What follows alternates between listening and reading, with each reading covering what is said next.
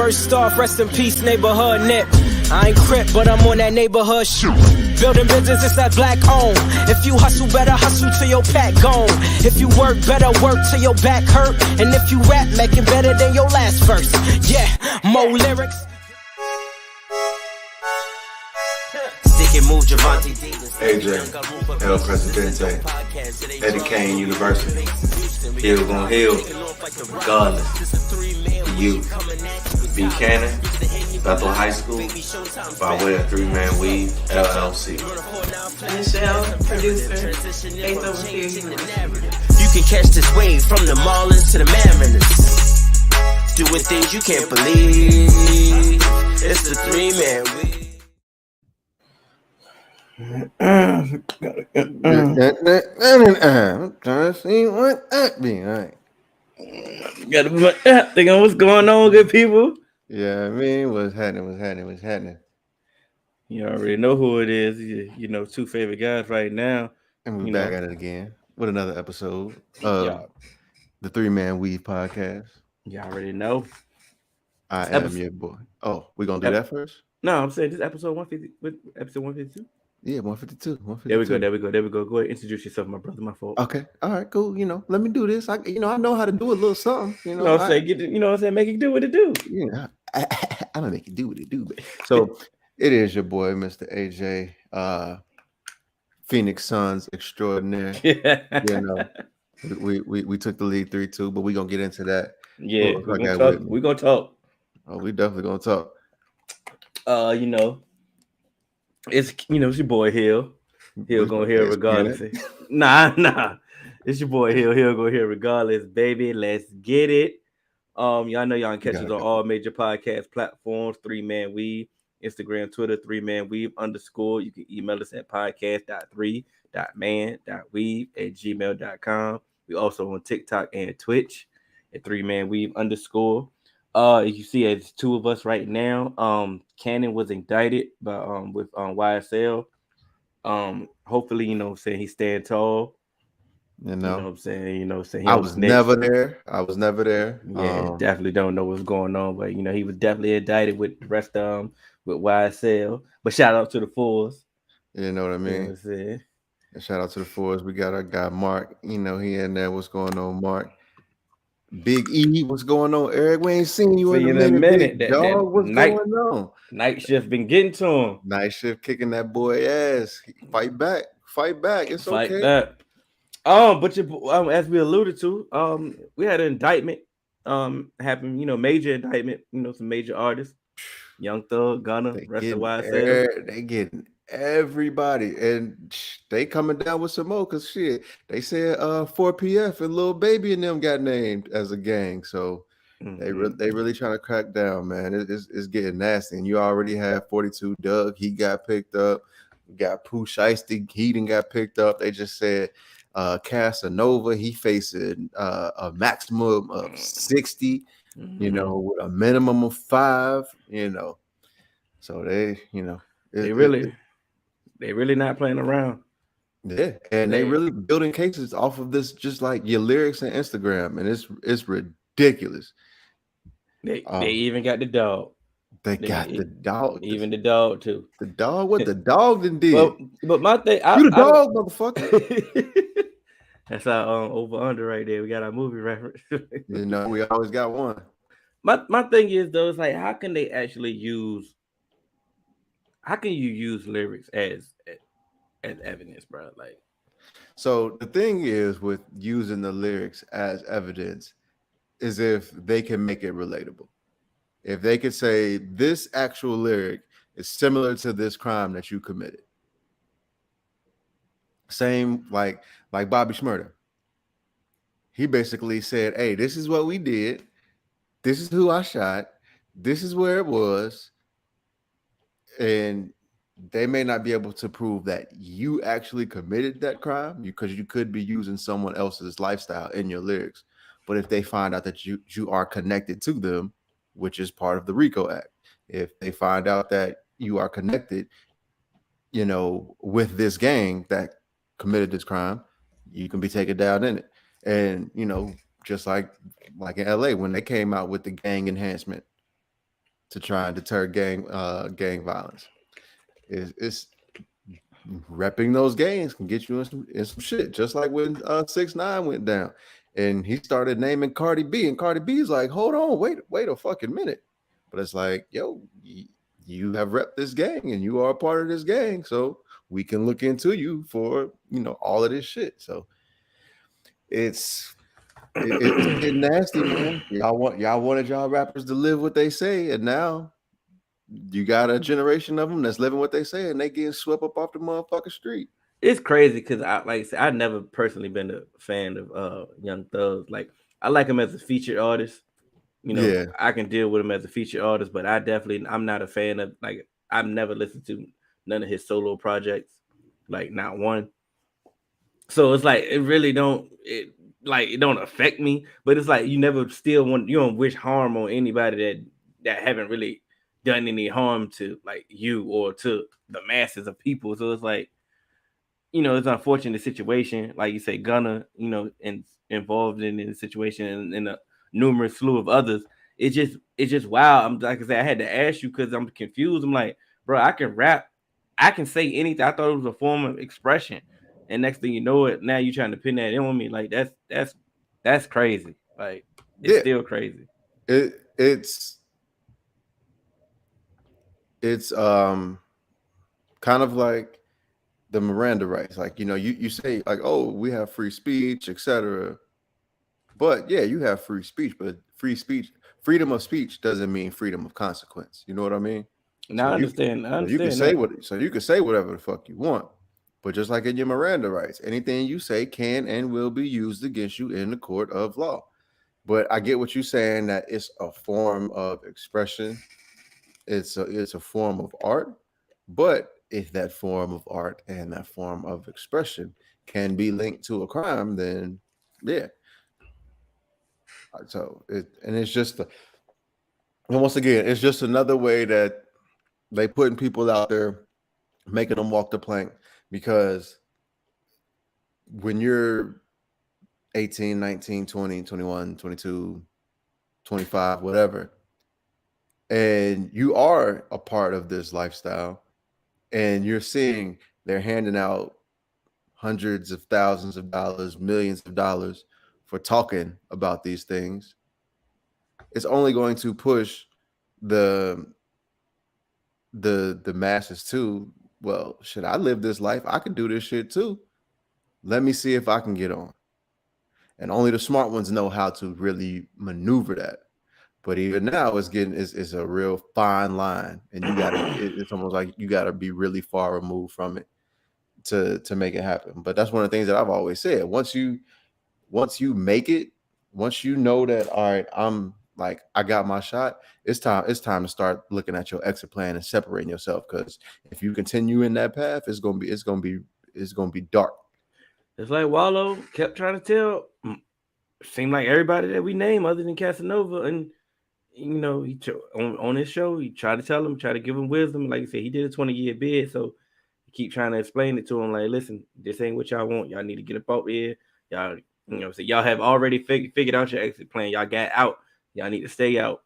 And some people listen, some people don't. But that's crazy. But we can move on because this is funny. Yeah, that shit is funny because we was just talking about this. Eric says, have y'all listened to the new Jack Harlow album? I've heard nothing but good things about it and listened to it for the first time today and thought it was complete trash. So we're going to give you... Then Chris followed up. I have no interest listening to anything Jack Harlow, and that is hilarious because we have a friend, and now I'm about to put him on blast, our guy, fourth man, Kev. This weekend, he said, hey, yo, Jack Harlow, album of the year. And I was like, oh, well, shit, let me go listen, because if Jack Harlow came with the album of the year, that means he was on there doing some shit. First track ran, I'm like, okay, I'll take that as an intro. Cool. Be a little creative. Second track, I'm like, it wasn't really for me. Third track, I think it was The Glamorous, immediate skip, because I've been hearing that. I've been hearing that all over social media, because I'm like, all right, cool. We don't care to listen to that. I got to the fourth song. I was like, okay, this is tough. All right. And then it started getting me through. And then I'm like, oh, I see what's happening here. I see why this is so pumped up. There has to be a mantle fulfilled. But go ahead. Give me your thoughts first, Hill. I actually like the album. I don't, you know, like I said, do too. Like I said, I genuinely like the album now. Like I say, now we joke personally with Kev about album of the year. That was a little too far, but you know, good album, good solid album. He was spitting. He had some good features. The production was great. Like I said, I personally don't have an issue with nothing that he did. I actually am a fan of Jack Harlow. Like I said, I'm not here for the slander that my guy fourth man Chris is doing right now. I'm not here. He going blood. I'm not here for it. But like I said, I think it was a solid album. I think he delivered. I think he like I said, the promotion that he got had with it, you know, the hype that surrounded it, you know, he has the right people around him. The publicity run that he's on after it is solidifying what the body of work that he put out. And like I said, I genuinely enjoyed the album. You know, so I like exactly. I think it was a solid project. I think where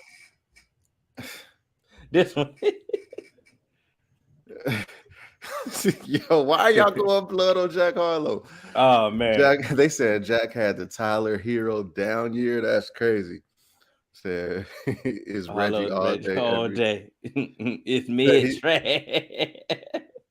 15-5-7. Hey, that ain't. Hey, Jack Harlow. Hey, 15-5-7. That's solid. Hey, look, I'll take that. You know what I'm saying? And come on, man. And to me, I think that's what it is. I think for me personally, if Kev didn't tell me that this could be in the album of the year conversation, I probably would actually even be a little bit higher on this album, because once he told me that, I rushed to it and then I listened to it with album of the year ears, and I'm like, nah, this ain't it.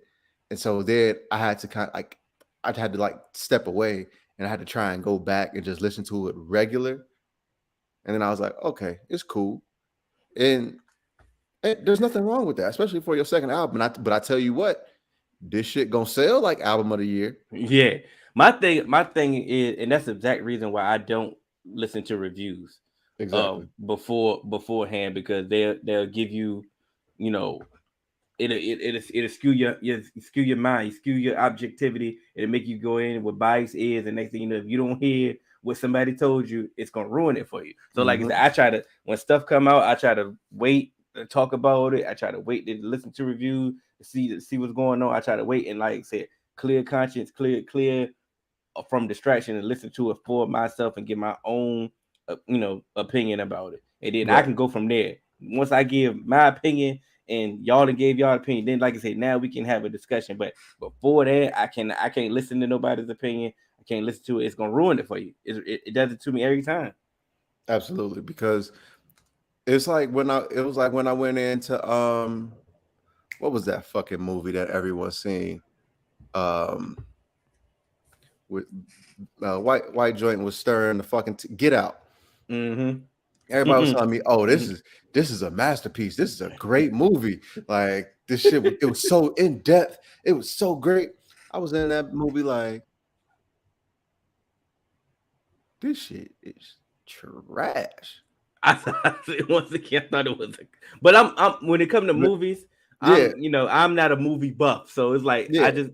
And you know me, and you know me, and so I'm watching it, and then the whole time I'm watching, I'm like, this ain't nothing but Skeleton Key written by a black person. That's all it was. It was Skeleton Key with a twist, and so I was like, yeah, all right, cool. And so it's hard to kind of escape other people's opinions and them putting that shit on you, but when they do, it's like, oh shit, you didn't ruin it for me. I will say, Get Out was better than fucking Us. Us was terrible. He got another one coming out, and I'm like, he finna get all the black people again. But oh, I'm sorry, we in front of mixed company. I can't trash black people. Hey, go support Jordan Poole. I think Jordan. my thing, because like, I watch a lot of battle rap, and like I Right. said, after the event, nobody really admits that they, Hey, Chris is on a roll today. nobody admits that they lost. You know what I'm saying? Yeah, But right. before the pay-per-views was coming out, they would, they were like, oh, wait till the footage come out. I won 2-1. Everybody won 2-1. Or 3-0, gentlemen 3-0, all that. They'll give their opinion. They'll try want to on skew tape, your. or I want Oh, I want in the building. I want in the oh, I building. lost it. Yeah, I lost in the building. But when they come back on camera, you gonna definitely see see 2-1. And then it's like, okay, you watch the battle, you be like, bro, you got your ass whipped. Like, or Yeah. this is terrible. So it's like, Fam, you did he 30'd you. yeah. So now, what I said for then, like I said, I used to go watch the battle first. Then I would go back and watch the interviews, and then, I had to actually learn that, okay, this is a game that they playing. They trying to manipulate the minds and trying to, get the people on their side already, especially if they have a big fan base. If they got a big fan base, it's over. Yeah, But, once you get the stands, bro, it's over.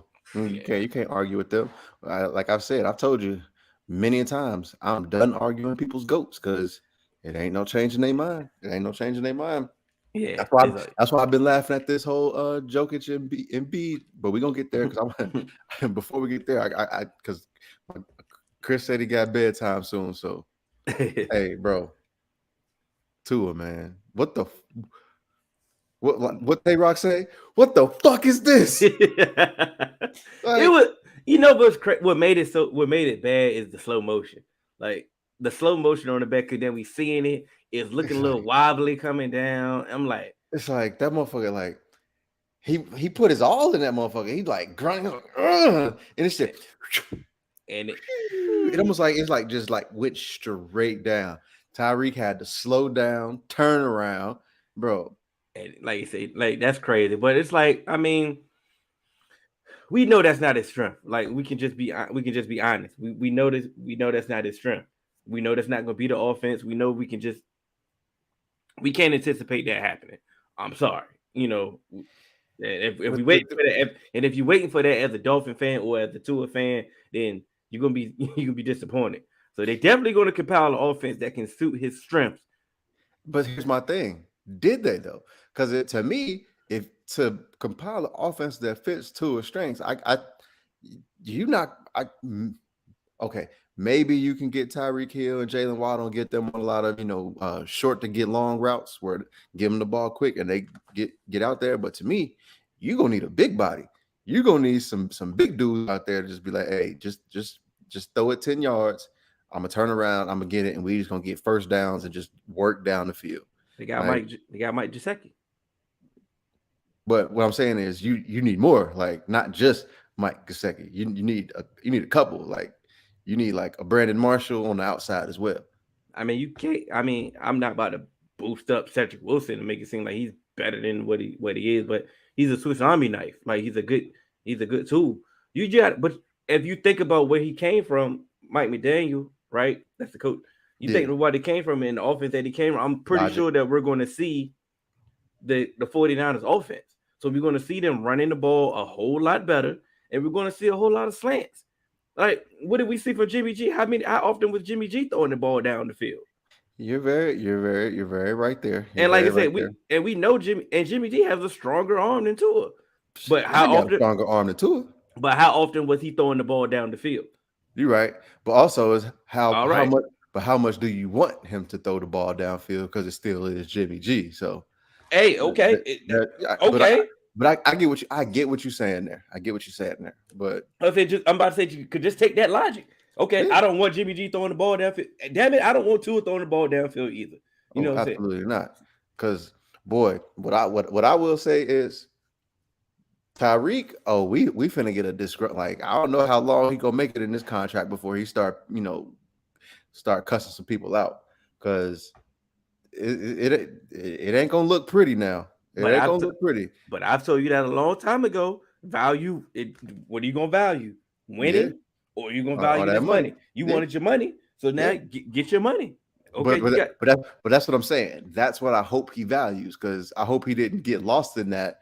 Because he was so used to being on a perennial Super Bowl contender, where he thought it's just gonna translate either way. Because to me, if I'm gonna get my money, yeah, go get your money. But it seemed like he was picked. Like he turned down $25 million. He turned down $25 million. But what I'm gonna say is, if he was picking and he had his choice of where he wanted to go, he might have been better off getting that money and going to New York, because at least Zach Wilson can throw it deep. I mean, y'all still gonna be some mid, but it'll be fun. You can get your 9 routes. Oh, yeah, I mean, because it's still that. I mean, it's gonna be 3 downs. It's not. I'm talking about to throwing to him.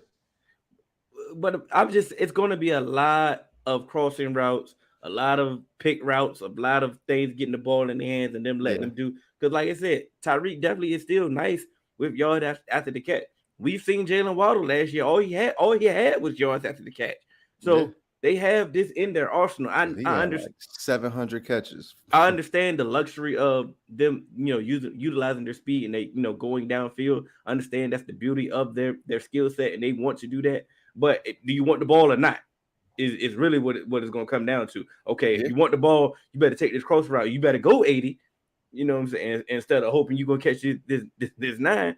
It's simple as that. It's not that damn bad, Chris. Come on, bro. Hey, but it's not that bad. I'm not gonna lie. That throw looked real Tebow-esque. Y'all gonna make me defend this dude, and I don't want to. Yeah, I'm about to push it. So it wasn't as bad. Remember that pass that Tebow threw? It was just like and then dropped. Remember that. It was a look that it was better, but it looked very reminiscent because it's coming out from the left hand, and it was just. It just didn't have a little bit of need a little bit of Viagra in that throw. The crazy thing about it is Tebow had a strong arm. He just didn't know what he was throwing it at. No, Tebow was just strong. I mean, it's the same. Well, it's not the same thing. But he couldn't like shit. 50 Cent strong, but we seen his first pitch at the Mets game. Just because you strong don't mean you can throw strong. You dig what I'm saying? Not Tannehill and Chad Pillars. Like you said, the fours is out, bro. Y'all are on point tonight. I don't know what y'all was on, but y'all doing. Y'all missed this. This is the thing, man. Like I do have faith in Mike McDaniels in the offense because of the running aspect of it. Like I said, they're going to run the ball. They signed Sony Michel. They got Moisture. They, what I'm saying? They're going to run them. Most are going to play 3 games. That's all you need sometimes. Get it going. Like you said, Sony Michel good and you put him in that zone blocking scheme. Yeah, you're right. They're going to get something out of Sony Michel. I'm not about to say he about to, light up the world, but the running game is going to be a threat. The play action is going to be a threat. The slants, like I said, the Jimmy G offense is going to be like, just don't mess it up. And unfortunately, he's not really turnover prone, is he? Interception wise. Okay, he's not interception prone, but I also think that is because they don't allow him to be. It's kind of like we can't really open up our playbook. So I get what you're saying. Bro, they didn't allow Jimmy G. Jimmy G had the most quarterback friendly offense, and every now and then he would still have a dumbass interception. Like, how the hell you even throw this interception? Feel what I'm saying? Yeah. It's set up for you to have success. I hate to bring up old wounds, but boy, did he try to give y'all that game. You feel what I'm saying? Like it was almost like I think I put it in our chat where I'm like, no, I think it was just to you. I was like, oh, Jimmy gonna give you a shot, and what did he do? Literally, like 2 plays later, it was just like, give it to it. He could give it to you. Here, take it. I don't know. Unfortunately, this is true. This year, a bust. Is it? Yeah. I mean, for him because this is gonna be the time. This is gonna be the time where you got to start discussing that extension. They're not gonna not start, but this is where they're gonna start. Taking into account, is it 5th year option? Is it? Are we gonna extend him? Are we going to move forward with him? Or if somebody comes available, what are we gonna do? Are we gonna look to move on? Because we're starting to see, hey, bro, they're not sitting here and just gonna try and keep forcing a quarterback, a first round quarterback. That teams are now is like, all right, we will wash our hands with you, especially if Mike McDaniel can get Stephen Ross on his side and be like, yeah, Tua wasn't my guy. I would like say things just go completely downhill, and they're like they got a chance for CJ Stroud or something. Mm-hmm.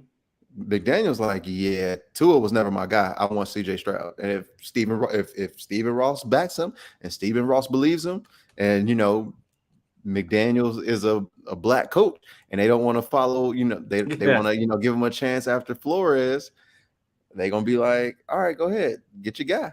But the thing about it is, it's not even necessarily because that was definitely a great point. It's just the fact that the other two quarterbacks in your draft class have entered the top 5 quarterback conversation already. Exactly. And you're not even teetering on top 15.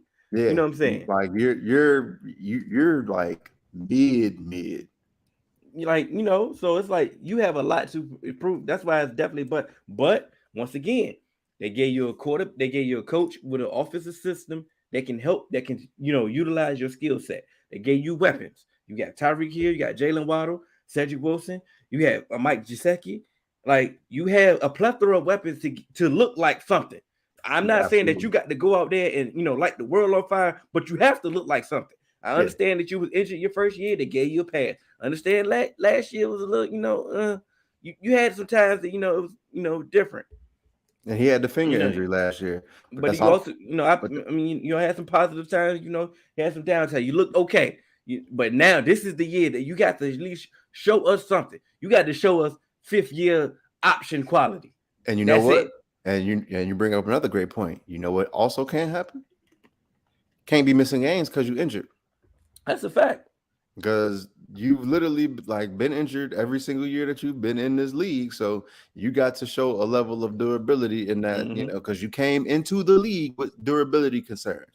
You had the ankle, you had the hit,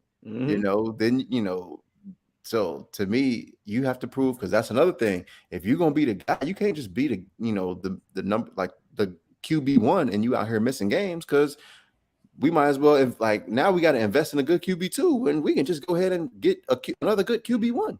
Yeah, they better make the playoffs is a strong statement, and the only reason I say it's a strong statement because of the AFC, because what other teams in the AFC have done, making the playoffs in the AFC is going to be like ain't no wild card coming out. Ain't no wild card coming out of the AFC East.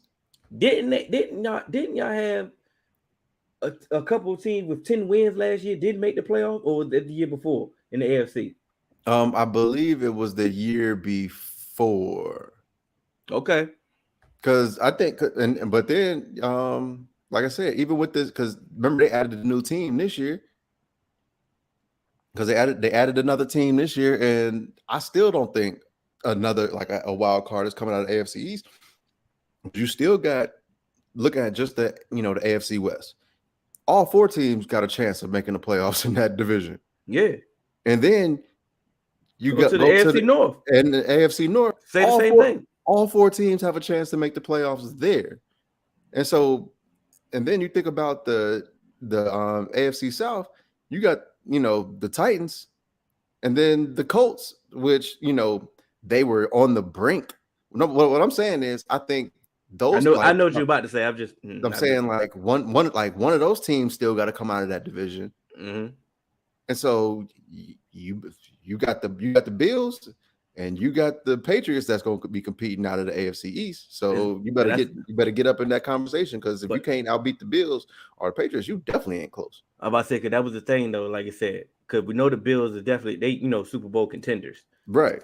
The Patriots, they regressed this offseason, in my opinion, with I don't know what the hell they were doing in free agency and their draft, but they made the playoffs last year.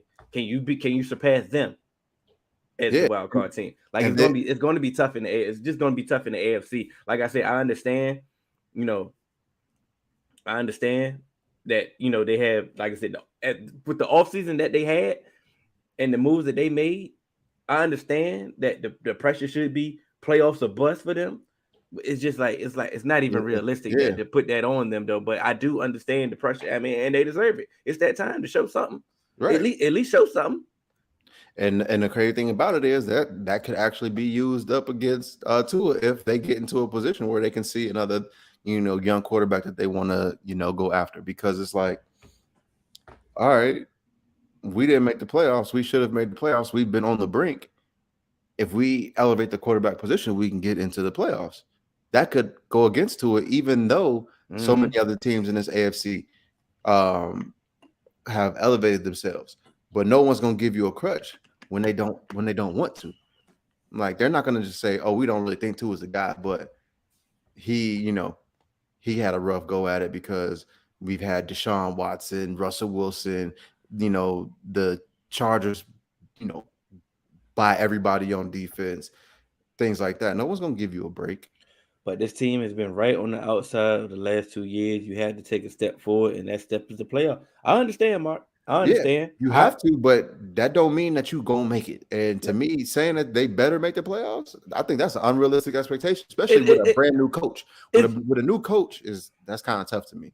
It's like, no, like I said, I understand the statement, and I agree with the statement. It's just like I realistically just won't put that pressure on them, but I understand it, and I won't fight against it at all. So it's like, I mean, I don't want to hedge my bet, sound like I'm playing the fence, straddling the fence on that one, but I understand completely what he's saying. And I understand what they're saying. I'm just saying, personally, I don't believe it's playoff or bust for them. I believe it should be. I believe, like, especially, like I said, especially with a first year coach, to me, it's on Tua. Tua needs to look competent or bust. Tua needs to stay healthy or bust. Are they gonna start looking for your replacement? That's what it is for me, because they like you said, they gave Tua everything. They gave him a secondary receiver. They gave him a number 3 receiver in Cedric Wilson. They spent money on him. He still got Mike Gesicki. They gave you a quarterback-friendly, coach from a quarterback-friendly system where they're going to run the ball. You've already had a really good defense. So to me, like I said, I don't see a playoff or bust just because of the full spectrum of things. Because, like I said, you have the AFC North and the AFC West, where literally all 4 teams can go make the playoffs. But it's just like I said, you're not even the 3rd best team in your division, going off of last year. Man, they not the 3rd best team in the AFC, huh? I mean, you're not even the 2nd best team. My bad. Oh, they are the 3rd best team. They ain't the Jets. But shit, the Jets, like, hey, they made some moves, boy. They had a great draft. Robert Saleh, they had a great draft. They had a great free agency. They definitely going to look like a competent team, and they definitely going to ruin some. They're going to definitely ruin some things since we bringing up old wounds. They're going to have people going to go in there and sleep on them like the Bengals did last year, and they're going to sneak some wins. They're going to sneak some wins. Fucking Mike White. I can't believe that shit. Mm-hmm. Yeah, it's just going to happen. I was so fed up with the Bengals that week. And then I think we had lost a week before. I think we had lost a week before, and people was coming in saying, "Oh, are the Bengals for real? Are the Bengals for real?" And then we lost to Mike fucking White. Mm-hmm. I was like, "Oh my gosh, no, we didn't. Let's move on. Fuck, we didn't." Let's move. Because I'm about to. Yeah. So we had a major fight this weekend that happened. Dimitri Bivol versus the pound for pound best fighter on the planet. Yeah. Canelo Alvarez. And go ahead. I remember when we were having a pound for pound discussion where I was saying that's what allows these these smaller fighters to be in this conversation, because pounds matter. So that's why they say pound for pound. It don't mean if you put this person against this person, they'll beat them. But, like pound for pound, ants are the strongest, thing on the planet. Kind of thing. My thing about this fight was the promotion was definitely one-sided as usual for when there's a Canelo fight. So I'm sitting there like I'm taking the dude lightly. I'm like, I'm not even respecting him. I'm like, bro, what's going on? I didn't plan on, normally we link up for the fights. Buchanan and our bro Rashad, we link up for the fights. And I'm like, bro, I'm not about to waste, use one of my free weekends on this fight. I'm sitting there like, because I personally didn't know the dude. I didn't know Bevo.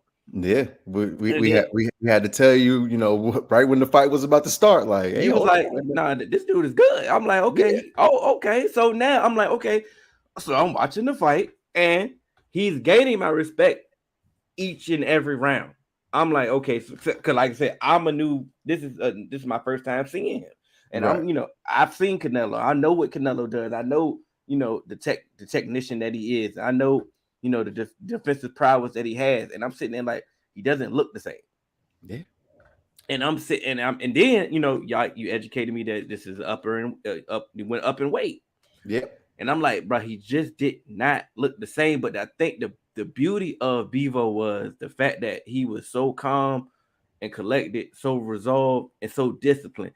And me, when I tell you in a heartbeat, let your hands go, just start swinging, bro. I text you one round, he beat the brakes off Canelo in that round. And and Canelo was baiting him on the ropes, like, come on, do some, trying to bait him, trying to get him out of his game plan. And countering. Yep. Because that's what Canelo is.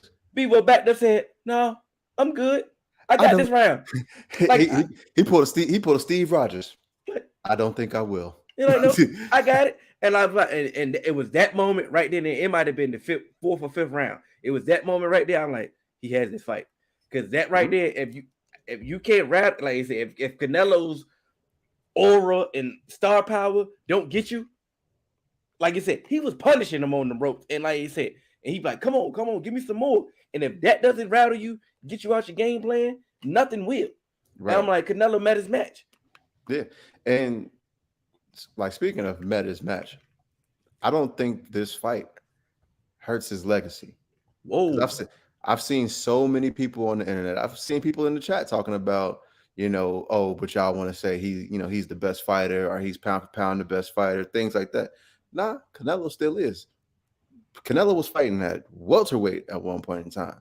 He just fought a light heavyweight, and he did not fight a cupcake light heavyweight at all. He did not fight a cupcake light heavyweight. And there was a article posted in the group talking about how Canelo was ducking Jermell Charlo and Errol Spence by taking this deal with Dazin. And I'm like, no, fighting Dimitri Bivol is not ducking anybody.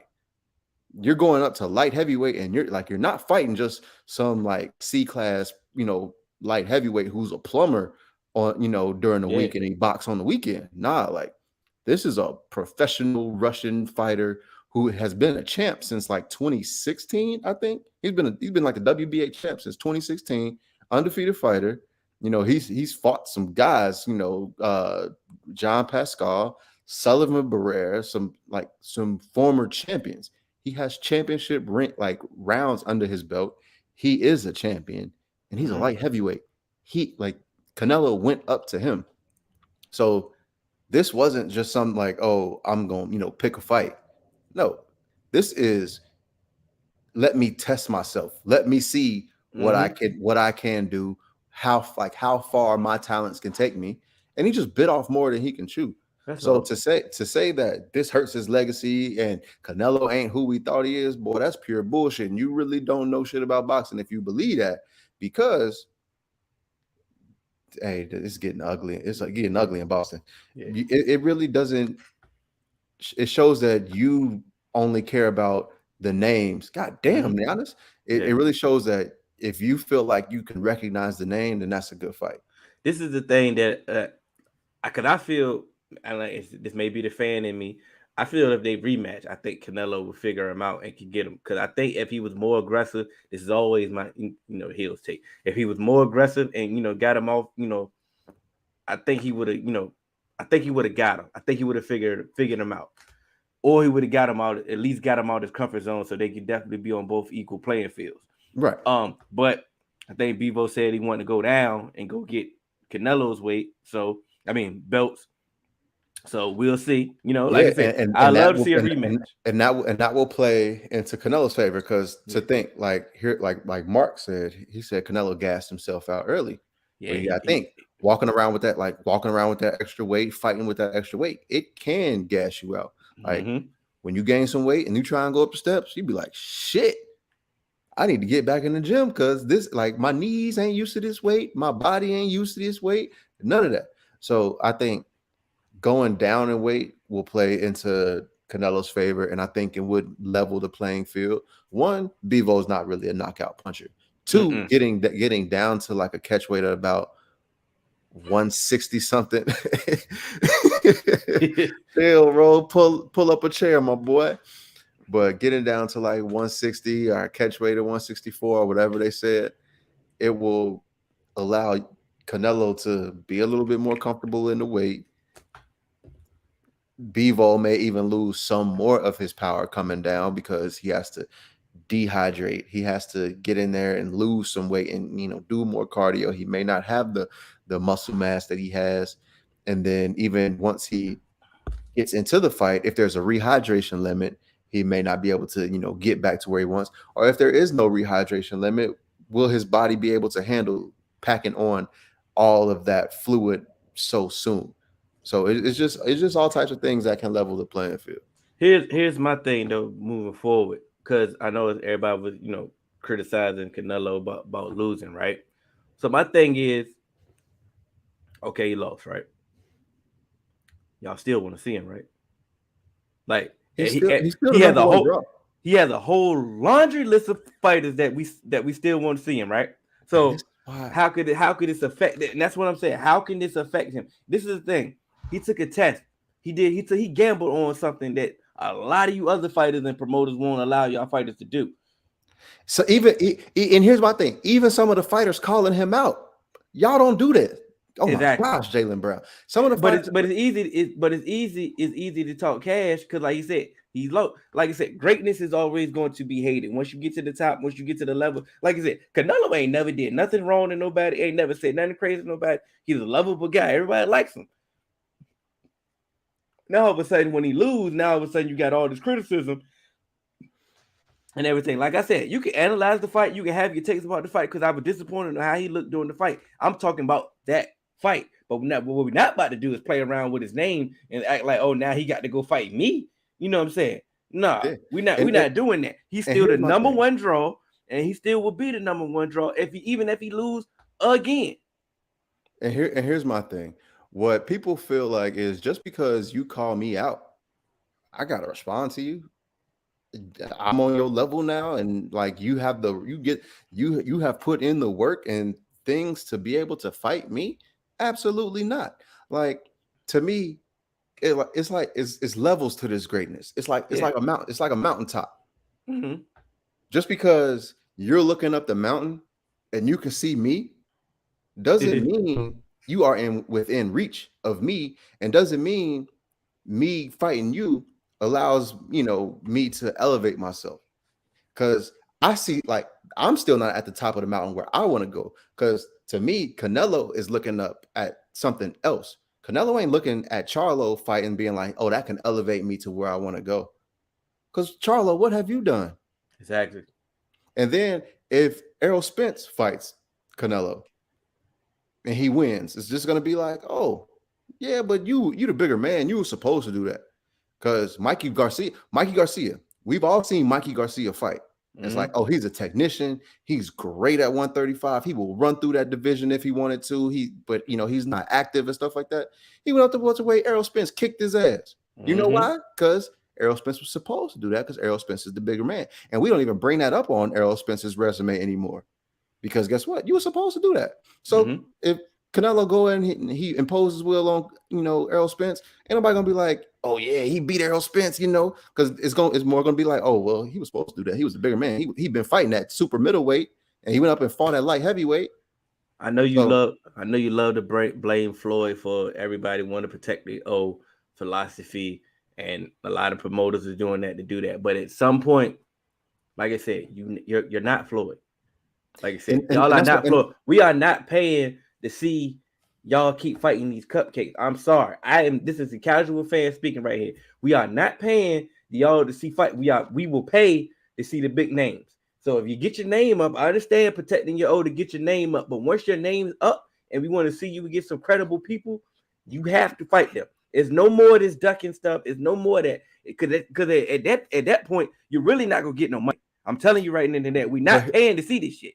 But here's my thing. We've seen Canelo lose. Yeah. We've seen him just lose, right? And we've seen him have a draw against Triple G. And he's still the number one grossing fighter, right? We've seen Manny Pacquiao lose a couple times. Errol Spence was still calling him out. Keith Thurman was still calling him out. And he still, at his time, he was probably the second or third biggest draw, probably with Anthony Joshua or Tyson Fury at that time. So my thing is, why y'all still trying to protect y'all? Oh, you like your career will be fine. Go out there, and if you are as you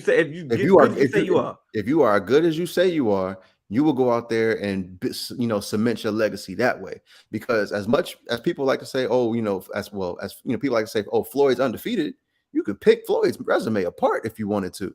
He got some people on his resume. I'm not going to do that though. But he has some people on his resume. But what I'm saying is I can still pick it apart. Because like even, like I said before, if you look at some of his fights when he became Money Mayweather, he either fought you when you were an up-and-coming prospect with a hot name, or when you've been a hot name and you're on the other side of your career. See? And so my thing is, like I said, like that, and that was my point. Shit, you've seen Deontay Wilder take some L's. You've seen Anthony Joshua take some L's. And these motherfuckers still are like, they still have a chance to be. Once again, but because they was at the top of the at their weight division, they was at the top of the mountaintop. So that round table of L's was gonna happen. You know what I'm saying? At some point it was gonna happen. Okay, perfect example. Why then aren't Gervonta Davis, Shakur Stevenson, Devin Haney, and Ryan Garcia? Why haven't none of them fought each other? Ryan Garcia out of that foursome is the worst fighter. If I was Tank, I'm calling Ryan Garcia out like, hey, let's make this fight happen and let's get in the fucking ring. And I can look, now I can put a top 4 body on my resume in this weight class. And to me, it would be like if these dudes weren't so hell-bent on protecting they could make so much more money than they actually really think. And that's all I'm saying, because I said, we're not about to watch Tank fight me. Bro, it's I don't nobody wants to see that, because I guarantee you could almost round robin this shit. Because to me, Tank is the number 1. Ryan Garcia is the number 4. And Devin Haney and Shakur Stevenson, I think they're 2 and 3, and it's a little bit of a closer gap. Tank, fight Ryan Garcia. Devin Haney and Shakur, you fight each other. Winner of Tank and Ryan Garcia fights the winner of Shakur and Devin. Loser, y'all two fight each other. Winner, y'all fight each other. And then the winner of the losers bracket, shit, if it's a different one, you could try and get a rematch or fight that person. And you've literally made just damn near 6 to 8 fights of all top tier names. And you get people are going those can all be sold as, if not pay-per-view fights, they can be premium channel fights. Exactly. But like you said, you over there fighting AJ, you know what I'm saying? And then you over there fighting, the next thing you know, you want to fight Cannon. Nah, we like I said, we're not trying to see that. We're not paying to see that. I'm telling you right now, we are not paying to see that. Until these dudes start fighting real dudes, we just gonna keep talking about them until you fight some real dudes. Just that simple. So like I said, the more of the story come back to it, Canelo, I commend Canelo taking the challenge, taking the risk of going up to fighting a credible fighter in a different division. And like I said, now we want to see a rematch. You know what I'm saying? At least, or I wouldn't be opposed to seeing a rematch. You know what I'm saying? So now we done got 2 good fights out of it, and we gonna still want to see some more fights after that because he's still Canelo. It's at some point, bro. First off, you got into boxing because you thought you was nice. At some point, you're gonna have to show you was nice. And that's in all the sport. Like you say, you can be, hey, listen, say what you want. It might be a terrible example. Say what you want about Kyrie, right? Oh, Kyrie don't play no damn defense. What was he doing? We saw seeing some of the best defense ever in life against that Celtics series. At some point, it's mano and mano. Y'all kicking my ass. I got to show you something. You know what I'm saying? You got to strap up. I'm just saying, at all the sports. I mean, any sport, just pick it. And like at some point, if you a top receiver, God damn it, I gotta go against this corner 1-on-1 at some point. And at some point, you gotta want that matchup. I'm not shying away from it. At some point, you gotta want that shit. So at some point, you gotta really drop your nuts and be like, I am the guy. Say what you and say what you want about. Ain't getting bought. You ain't. I'm sorry. You ain't getting the boxing for the money. Because it's money there, but you ain't getting the boxing for the money. You got it for the boxing for the thrill of whooping ass. Exactly, because it ain't guaranteed that you go make money. That's what I'm saying. People see a lot of people. What people see is Floyd and the top fighters. You know how many motherfuckers is actually boxing? Like I said, it's money there. I'm not saying it's not money there, but it's gonna take a while. Yeah, it's like I said, it's levels. It's motherfuckers that they have fought. Like it's really motherfuckers that some of these championship fighters have fought that have a day job during the week, and they get up 4 o'clock in the morning, train, go to work, and then go home, eat, and then go train again, and then go to sleep. Like some of these motherfuckers just ain't just professional boxers, like full time, because they don't make enough money to do that. Because it ain't okay. Like I said, exactly. So you feel me? Eventually, at the core, like I said, you got to feel like you better than this dude. Like I said, and you got to see it. It's a competitive sport. It's 1-on-1. I got to see. You got to see me. If you nice, come on. Like you said. But I mean, we go see. Like I said, we are starting to see at some point. I understand. Like I said, I understand the boxing business. I understand that this promoter, that promotion company don't rock with that promotion company. I understand it takes time, but at some point, you can only go but so far. You can only jump but so much. You can only cupcake but so much. We got to fight, like you said. You got to. Like I said, eventually you got to fight. Like I said, Tank can't keep fighting these dudes that he fighting.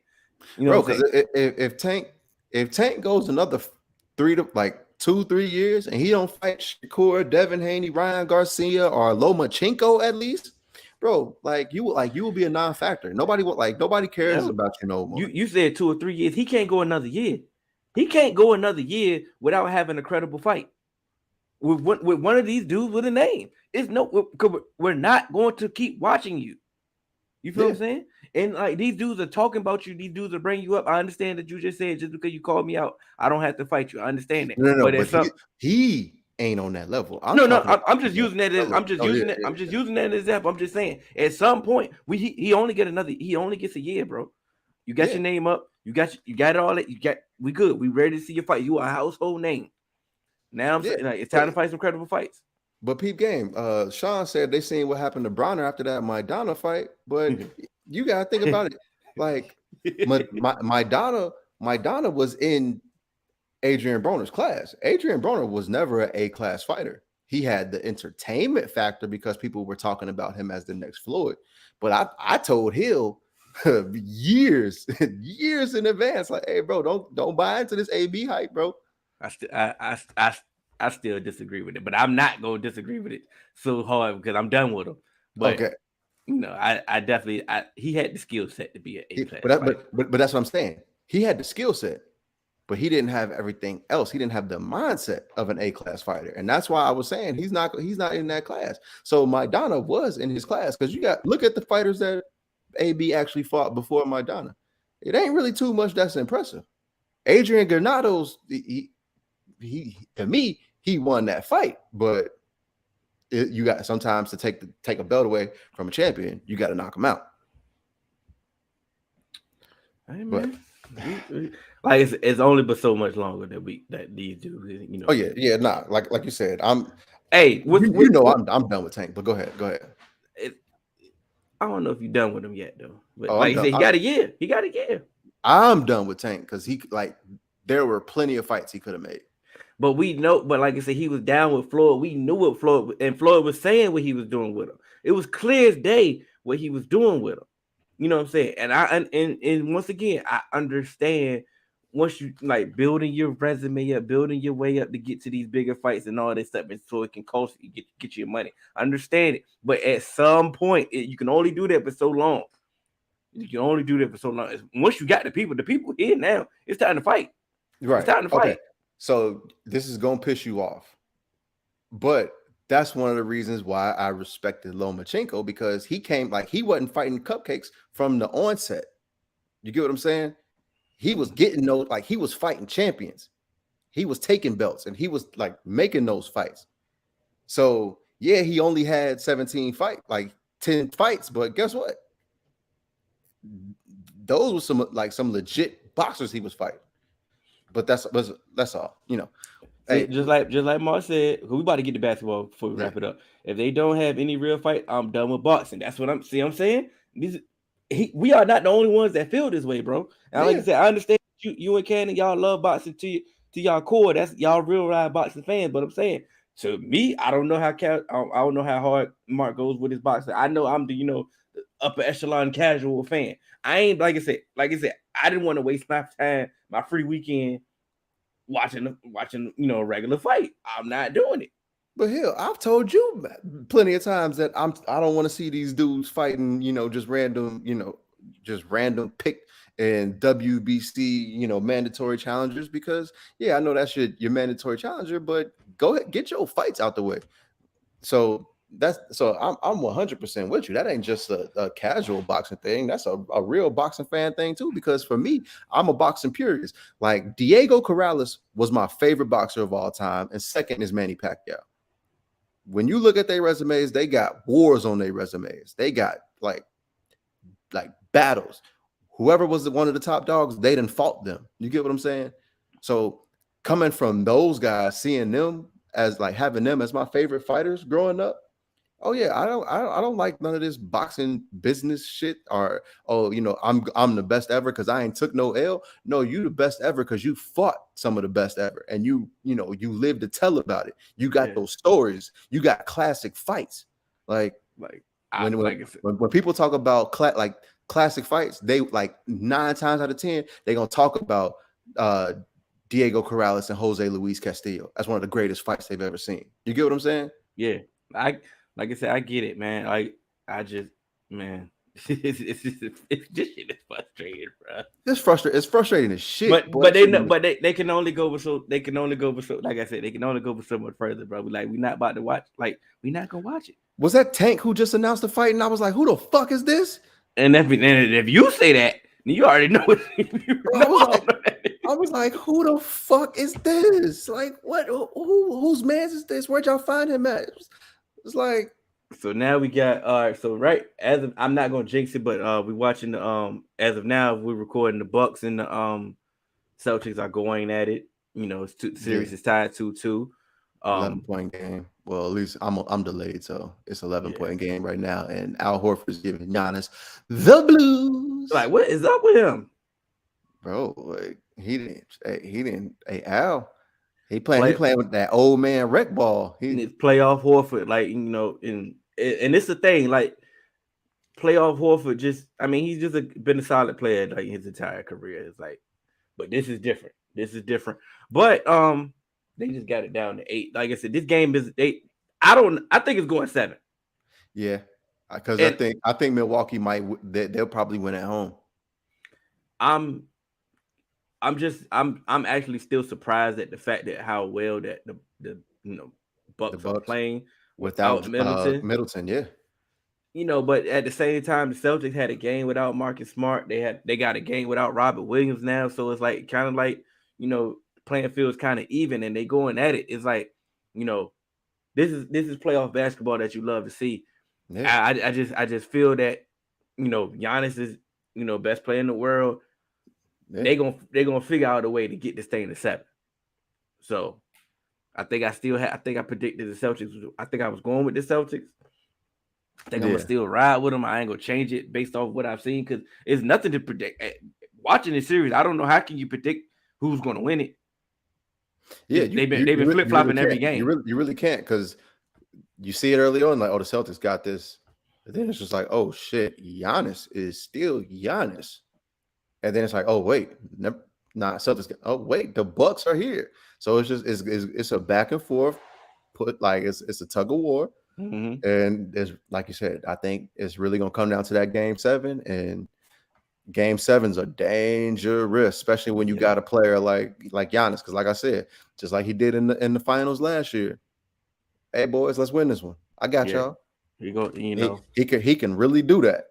and that's one of the ones. Like he's one of those players that you really got to knock out. Like if you don't knock him out, like he's gonna keep coming and keep coming and keep coming.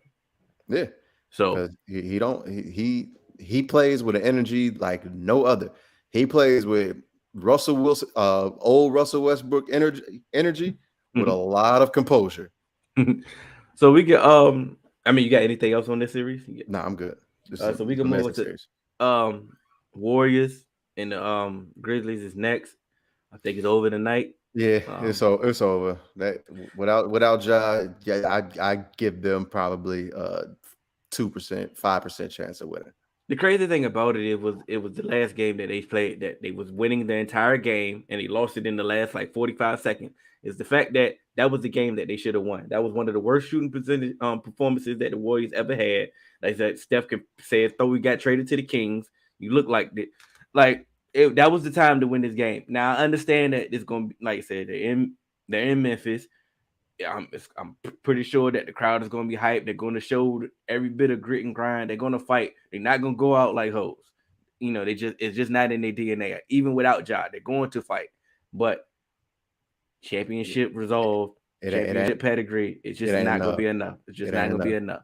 They're going to hit, and might bring that call in this game, but you're going to hear a bang from the distance. From this, it's going to hurt. Because you got to think, remember, it was like Ja was giving them 30 to 40 points a game for them boys to win. You know what I mean? Mm-hmm. And so not having that's just a lot. This ain't like Jaren Jackson being out, even though he would be a big, loss for them. This is different. This is your heartbeat. Yeah. This is your facilitator, your playmaker, your scorer, your everything. And so it's gonna be tough.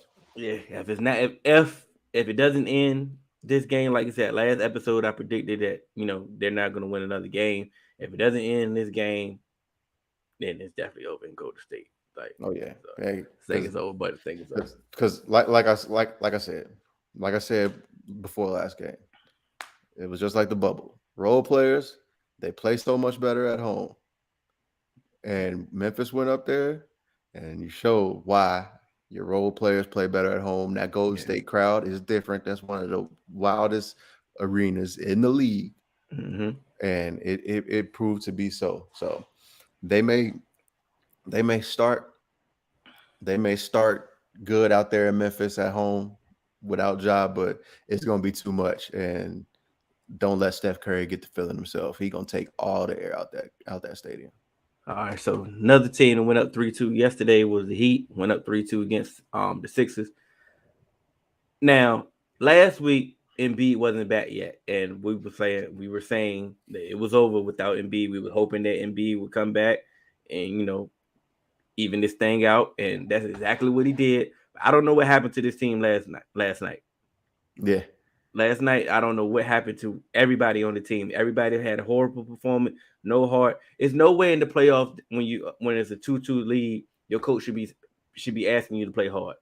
It's no way multiple times. That's unacceptable.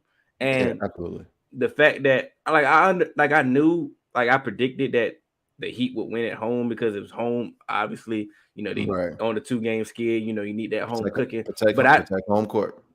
I didn't expect them to look like that. That's terrible. You know what I'm saying? And it's unacceptable. I'm not trying to hear that the fact that he didn't win the MVP was the reason why they lost. Like that should be more reason to come out motivated. I actually thought that would have been a game that he would have came out and started cooking because all right, I'm about to show y'all why I should be the MVP, and he did not. It's just the fact that, but I mean, I don't think it's over.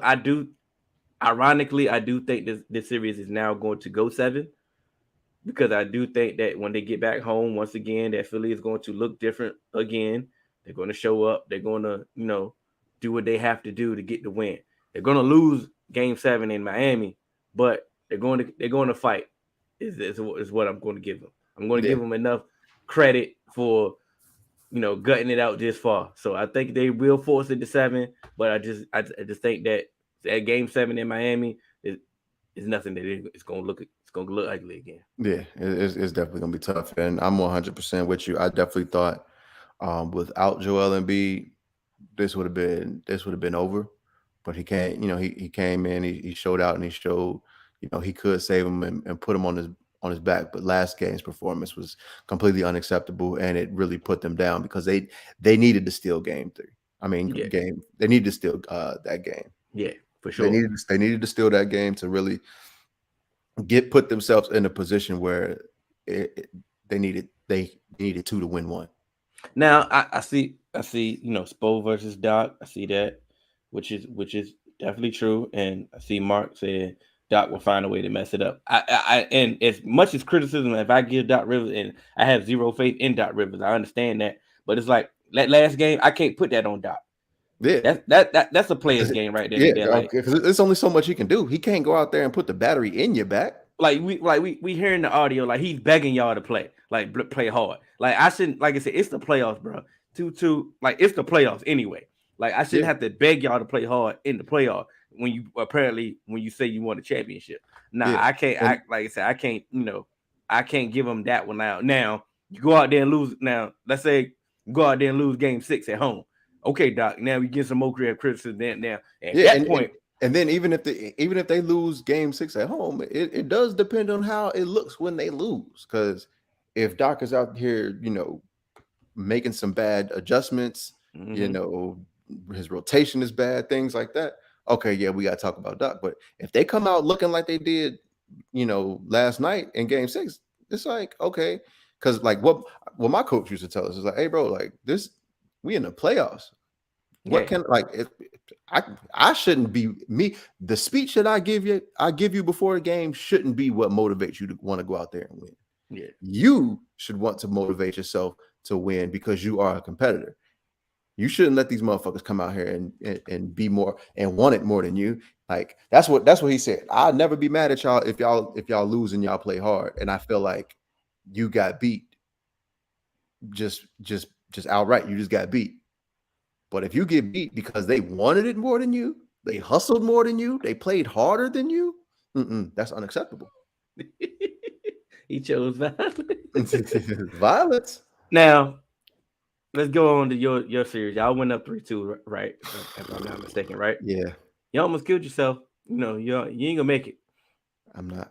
You ain't gonna make it. And that's funny. And the funny thing about it, I want to troll so bad, but like I'm halfway rooting for you, but it's like, then my team ain't in this, so I can't say so much. Yeah. So it's like, I definitely enjoy. You lucky you have Cannon on your side because Cannon been calming you down when we text during the game. I ain't calming nothing down. I'm loving every minute of seeing you sweat and how you seeing you panic, and then next thing you know, you hit you with the, whoo, we did it, y'all. Nah. I'm loving every moment of this. This is funny. Because here's my thing. I knew at the beginning of this series, it was like, hey, we don't have shit for Luka. We don't got shit for Luka. And it's coming. It's coming. Said it, right? Yeah. And I believe I was with you. I agree with you on that. Yeah. I knew we didn't have shit for Luka, but it was just like we can't let the others get off. Motherfucking Davis Bertans and fucking Maxi Kleber out here hitting every fucking thing. And even though the threes weren't falling like they were that, what was it, game 4 when they made 20 fucking threes, which was, you want to talk about having a heart attack. But the thing with me that's pissing me off about this series is Chris Paul. Games 1 and 2 set the tone of how Chris Paul has looked games 3 and 4. Because games 1 and 2, Jalen Brunson, Luka, Dorian Finney-Smith, Reggie Bullock, and all of them, they were talking shit to Chris Paul. They were getting, a little bit physical with Chris Paul. They were baiting him into getting some fouls, but he was still playing well. And when did it become a 4-point game? That's what I just looked at. Yeah. But so they've been baiting them, and you saw it in games 3 and 4, where it's just like, hey, this ain't Chris Paul. This ain't what you do, dog. Like threw him off his whole fucking game. And it's almost like at some points of the game, the team does better when Chris Paul isn't on the floor. in which you couldn't say that last year and at points during the season this year. But then it also showed You couldn't say that last week. well, no, because remember in the Pelican series, fucking Alvarado and them boys, they was kind of fucking with him too, getting him off his game. Yeah, that was a different type of Yeah, but what I'm he a saying is different like type of animal. right, But but go what I'm ahead. saying is it's almost like they were like, okay, we can do that. And I think Monty, he's starting to make some good adjustments. He's using Bismack Biyombo more, which I am loving. He's not, he gave up on a Torrey Craig experiment, which I'm cool with. Campaign, he made that campaign adjustment last game. I thought it would be more Aaron Holiday, but it wasn't. But it still worked out. You had And you had a Cam Johnson sighting last night. boy, because if he could just make 2 threes a game, I feel like shit would change. Like, bro, you are the shooter.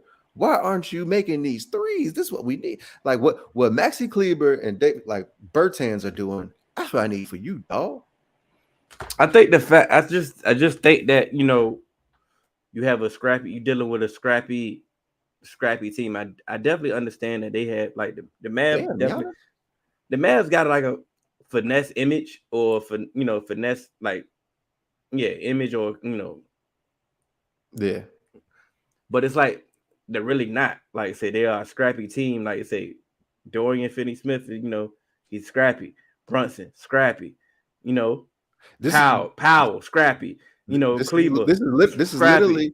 This is literally almost like the Pelicans 2.0.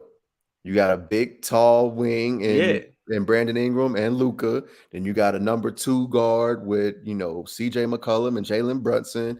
Then you got your big and Jonas Valanciunas. He has a bit more of an offensive game than Dwight Powell, but then it kind of switches to kind of towards Dorian Finney-Smith and Reggie Bullock. And so it was almost like you got to see the weaknesses that we possess in that Pelicans game, and then you put a better team with some of those same strengths. That's against all. us. But at the end of the day, y'all are just a better team, and it's showing. It's been showing every game. Bro, it took them to hit 23s to barely win. Yeah, bro. I definitely thought that. You feel what I'm saying? As I'm watching the game, I'm like, damn, we about to get blown out by 30. And I'm like, oh shit, we still got a chance. Y'all still had a chance, bro. Like you say, 23s, bro. 20 and you go 20 for 40. Like, come on, bro. And like you said, and then the game is still in reach. Y'all still had a chance. Like, y'all are just a better team, unfortunately. Like I say, they don't have enough pieces. They're playing, over their head. They fighting, they scrappy. Like I said, I'm commending them. They're giving effort. And like I said, game 6 in Dallas is going to be tough. Like I said, Luka may drop 40. Ain't no May. He gonna drop 40. He gonna drop 40. He may. It's been times where I'm like, all right, cool. Mikal Bridges, oh, that's great defense. Splash. Whoa, how do you make that shit? DeAndre Ayton, good position. 3-pointer. Like, this is funny because it was posted in the group that I think Brunson on another team would be a star. But he's a free agent this offseason. We're gonna see. I think he's gonna get overpaid, and we're gonna see the real Brunson. I like him. Yeah, I think it's gonna be kind of like that Terry Rozier kind of class where it's just like, all right, you get you get your money, but you ain't no star, big dog. Oh, come on, bro.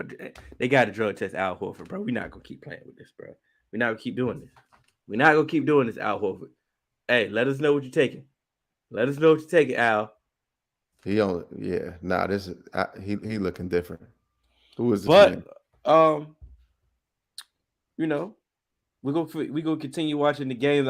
We already gave our predictions on this conference semifinal, so it's like we're not really gonna waver from our prediction, but we haven't. Nothing's shown that we have to.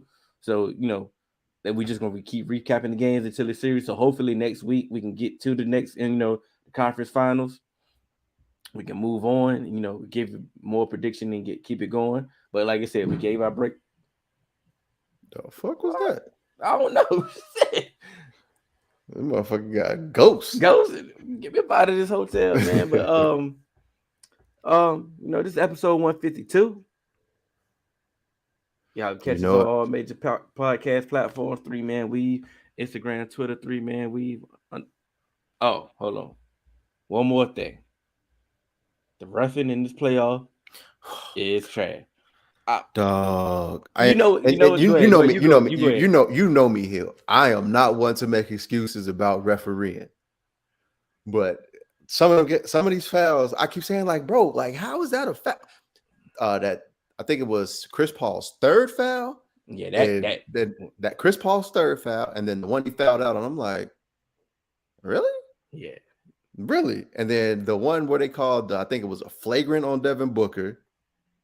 And then they didn't call it the other way. I'm like, well, if you at least gonna call the flagrant on Booker, you got to at least call it the other way.